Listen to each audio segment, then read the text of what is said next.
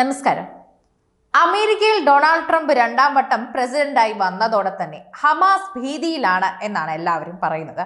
ഹമാസിന് ട്രംപിന്റെ ഭയമാണ്. അമേരിക്ക എന്ന് പറഞ്ഞാൽ തന്നെ, അല്ലെങ്കിൽ അമേരിക്കൻ പ്രസിഡന്റ് എന്ന് പറഞ്ഞാൽ തന്നെ ഹമാസുകാർക്ക് പേടിയാണെന്നും അവർ എന്തും സമ്മതിക്കുമെന്നുമാണ് പൊതുവെയുള്ള സംസാരം. എങ്ങനെയെങ്കിലും തന്നെ ഒത്തുതീർപ്പുണ്ടാക്കാൻ പൊരിഞ്ഞ ശ്രമം തന്നെയാണ് ഇവർ ഇപ്പോൾ നടത്തുന്നതെന്ന് പറയുന്നുണ്ട്. കാരണം ഒരുപാടുണ്ട് എന്ന് പറയാം.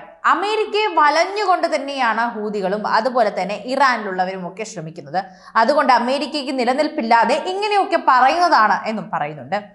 ഇപ്പോൾ ഇതിന്റെ ഭാഗമായിട്ട് അമേരിക്കൻ പൗരത്വമുള്ള ഇസ്രായേലി പട്ടാളക്കാരനെ വിട്ടുകൊടുക്കാൻ ഗസ ഇപ്പോൾ സ്വന്തമായി തയ്യാറായിരിക്കുന്നു എന്നാണ് പറയുന്നത്. ഹമാസ് തന്നെയാണ് ഇത്തരത്തിൽ മുന്നോട്ട് വന്നിരിക്കുന്നത്. 4 ബന്ദികളുടെ മൃതദേഹങ്ങൾ വിട്ടു നൽകാനും അവർ സമ്മതിച്ചിരിക്കുകയാണ് എന്ന് പറയുന്നു. ചർച്ചകൾ കൂടി മുടങ്ങിയതോടെ ശരിക്കും വെള്ളം കുടിക്കുകയാണ് എല്ലാവരും എന്നാണ് പറയുന്നത്. ഇസ്രായേലും അമേരിക്കയും ഒരുമിച്ച് നിൽക്കുകയാണെങ്കിലും അവർ രണ്ടുപേരും ശക്തികളായി തന്നെ ഹമാസിനെതിരെ പോരാടുകയാണെങ്കിലും ഹമാസിന്റെ ധൈര്യം കണ്ട് ഇപ്പോൾ ഇവരാണ് ശരിക്കും വെള്ളം കുടിക്കുന്നത്. ട്രംപ് ചർച്ചകൾക്കായി സൗദി അറേബ്യയിലേക്ക് പോകുന്നതിന് മുൻപ് എങ്ങനെയെങ്കിലും പ്രശ്നം പരിഹരിക്കാമെന്ന അവരുടെ നീക്കമാണെന്ന് കൂടി കൂട്ടിച്ചേർക്കുന്നു. എന്താണ് ഈ നീക്കത്തിന് പിന്നിലുള്ള പ്രധാന കാരണമെന്ന് ഇതുവരെ വ്യക്തമാക്കിയിട്ടില്ല. ഇസ്രായേലുമായി തന്നെ വെടിനിർത്തൽ കരാറിലേക്ക് എത്തുന്നതിനായി ജീവിച്ചിരിക്കുന്ന അവസാനത്തെ അമേരിക്കൻ ബന്ദിയെയും മോചിപ്പിക്കുമെന്ന് ഹമാസ് കഴിഞ്ഞ ദിവസം തന്നെ രാത്രി പ്രഖ്യാപിച്ചിട്ടുണ്ടായിരുന്നു. ഇസ്രായേലി അമേരിക്കൻ പൗരത്വമുള്ള സൈനികനായ എഡാൻ അലക്സാണ്ടറിന്റെ മോചനം ഗാസയിലേക്ക് ആവശ്യ വസ്തുക്കൾ എത്തിക്കുന്നതിന് സഹായകരമാകും എന്നാണ് ഹമാസ് കരുതുന്നത്.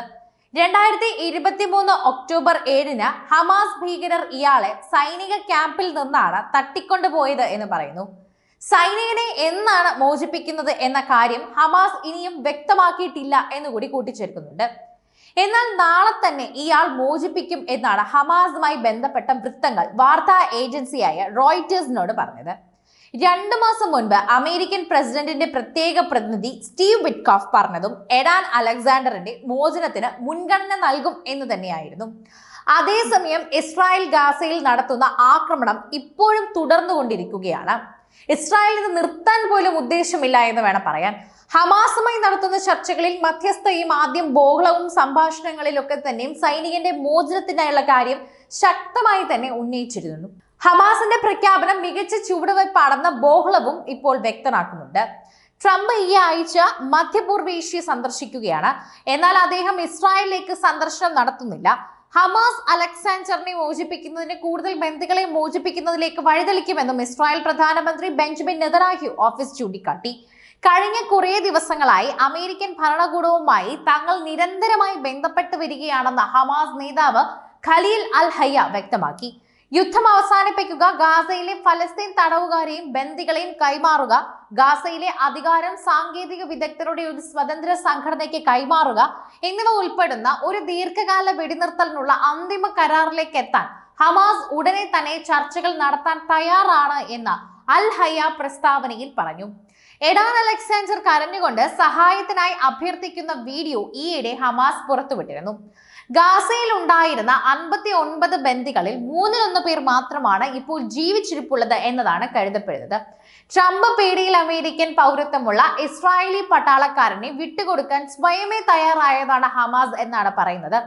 വലിയ പ്രശ്നങ്ങളൊന്നും ഉണ്ടാക്കാൻ ഹമാസിന് തയ്യാറില്ല, അല്ലെങ്കിൽ അവർക്ക് താല്പര്യമില്ല.